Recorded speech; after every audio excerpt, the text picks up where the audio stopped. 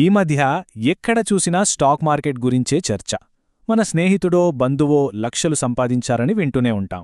ఆ మాట వినగానే మనలో చాలా మందికి ఒకే ఆలోచనొస్తుంది, మనం కూడా గొప్పవాళ్లమైపోవచ్చా అని. అసలు ఈ కల వెనుక ఉన్న నిజమేంటో ఈరోజు వివరంగా చూద్దాం. స్టాక్ మార్కెట్ అనగానే మనందరి మ్యాలోలో మెదిలే మాట ఇదే కదా. చాలా ఈజీగా డబ్బు సంపాదించవచ్చనే ఒక ఆశను ఈ మాట బాగా రేకెత్తిస్తుంది.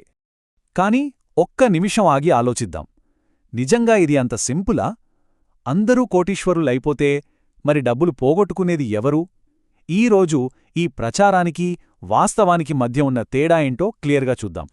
సరే, అయితే ముందుగా మార్కెట్ గురించి మనం వినే కొన్ని పెద్ద పెద్ద మాటల వెనుక ఉన్న అసలు నిజాన్ని బయటకు తీద్దాం. ఆన్లైన్లో రిటర్న్స్ క్యాలిక్యులేటర్లు చూశారా ఎప్పుడైనా? నెలకి ఒక 5,000 పెడితే చాలు 20 ఏళ్లలో కోటీశ్వరులైపోతారని చూపిస్తాయి. అబ్బా అనిపిస్తుంది. దానికి తోడు ఎవరో వాట్సాప్లో పంపిన 2 టిప్సు, ఇంకేముంది, మనం కూడా రిచ్ అయిపోయినట్టే అనుకుంటారు చాలామంది. ఇదే కొత్తగా మార్కెట్లోకి వచ్చేవారు చేసే అతిపెద్ద తప్పు. అసలు సమస్య ఎక్కడ మొదలవుతుంది? సరైన అవగాహన లేకుండా ఈ ఆశతో మార్కెట్లోకి అడుగుపెడుతున్నవారిలో చాలామంది తెలియకుండానే పెద్ద పెద్ద తప్పులు చేస్తున్నారు. ఆ తప్పు ఇప్పుడు బయటపడదు, కాని కొన్ని ఏళ్ల తర్వాత దాని దెబ్బ చాలా గట్టిగా తగులుతుంది.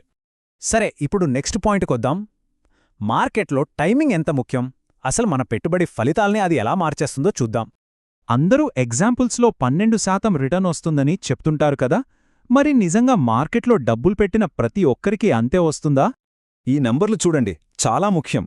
2000వ సంవత్సరంలో ఇన్వెస్ట్ చేసిన వాళ్ల డబ్బులు 3 ఏళ్ల తర్వాత కూడా లాస్లోనే ఉన్నాయి.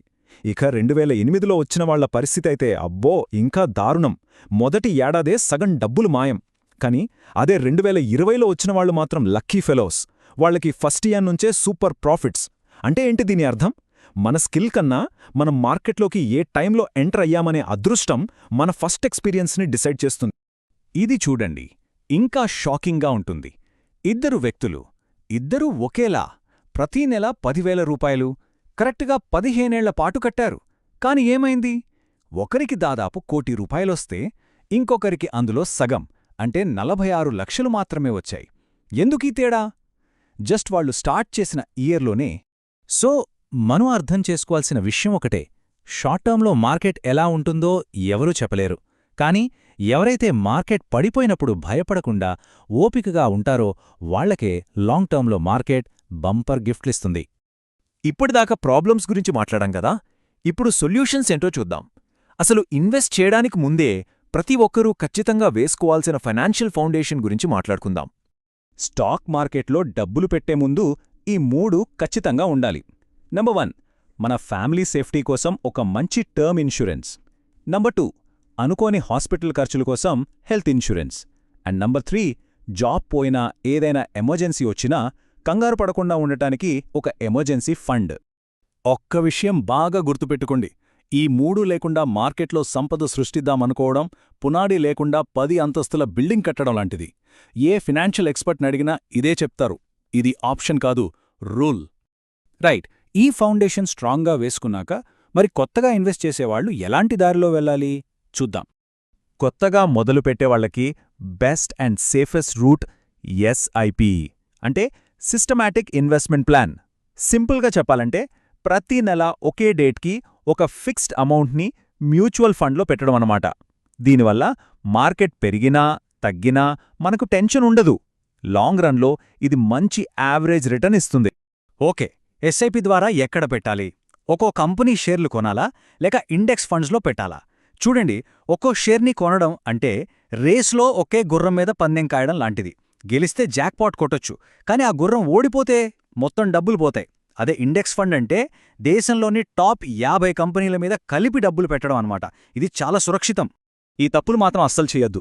1, స్టాక్ మార్కెట్లో గ్యారంటీ అనే పదం వినిపిస్తే చాలు, అక్కడ్నుంచి దూరంగా ఉండండి. 2, ఎప్పుడూ డైరెక్ట్ ప్లాన్, గ్రోత్ ఆప్షన్ ఉన్న ఫండ్స్ మాత్రమే సెలెక్ట్ చేసుకోండి. దీనివల్ల మధ్యలో కమిషన్లు పోవు. 3, సోషల్ మీడియాలో వచ్చే టిప్స్ చూసి అస్సలు కొనొద్దు. లాస్ట్ బట్ నాట్ లీస్ట్, ఐపీఓలు వస్తున్నాయని గుంపులో గోవిందాలా దూకేయొద్దు. అసలు ఆ కంపెనీ బిజినెస్ ఏంటో తెలుసుకోకుండా డబ్బులు పెట్టొద్దు. ఓకే, ఫైనల్గా అన్నింటికన్నా ముఖ్యమైన విషయానికి వచ్చేద్దాం. మార్కెట్లో గెలవడానికి కోట్లు అవసరం లేదు, పెద్ద పెద్ద డిగ్రీలు కూడా అక్కర్లేదు. కావాల్సిందల్లో ఒకటే, సరైన మైండ్ సెట్. చాలామంది ఇన్వెస్టింగ్ని లాటరీ టికెట్లా చూస్తారు, కాని నిజానికి అది ఒక మాడి మొక్కను నాటడం లాంటిది. ఆలోచించండి, ఈరోజు ఒక మామిడి మొక్క నాటి రేపే మామిడి పళ్ళు కావాలంటే వస్తాయా? రావు కదా. దానికి పెరిగి పెద్దవ్వడానికి టైం పడుతుంది. మార్కెట్ కూడా అంతే. మార్కెట్ పడినప్పుడు వచ్చేది తుఫాను, పెరిగినప్పుడు వచ్చేది ఎండ. మనం ఈ రెండింటిని తట్టుకుని నిలబడాలి అంటే మన ఎస్ఐపీలను ఆపకుండా కంటిన్యూ చేస్తూ ఓపికగా వెయిట్ చేయాలి. రోజు మార్కెట్ చూడటం, టెన్షన్ పడటం అది ట్రేడింగ్, ఒక రకమైన జూదం. నిజమైన సంపదను సృష్టించే ప్రాసెస్ చాలా స్లోగా, కొన్నిసార్లు బోర్ కొట్టొచ్చు. కాని గుర్తుపెట్టుకోండి, slow and steady wins the race.